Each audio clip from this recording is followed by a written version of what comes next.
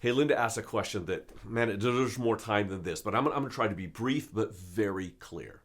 It's about forgiveness. Sometimes when you forgive someone, they've hurt you, and so you put some boundaries in place because of the pain, because of the hurt. And often that person on the other side of the boundary will accuse you of not forgiving them because you put a boundary for your protection. Do not let that accusation be a manipulation for you to remove an appropriate boundary. I want to say two things that forgiveness is not, and one thing that it is.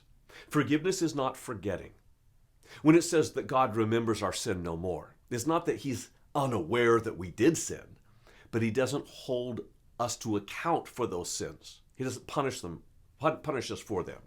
And that's the position we should have. Not that you forget, but you don't hold the other person in debt anymore. Forgiveness is not forgetting, and forgiveness is not removing a barrier that's for your protection.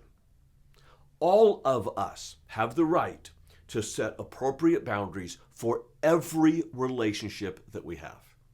Now, if you're putting up a boundary to punish the person for their hurt, that's wrong.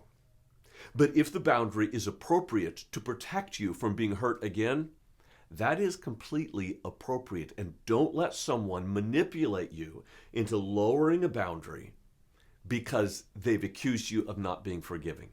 Forgiving does not mean that you forget. Forgiving does not mean that you lower an appropriate boundary of protection. Here's what it does mean: that you release the right to revenge.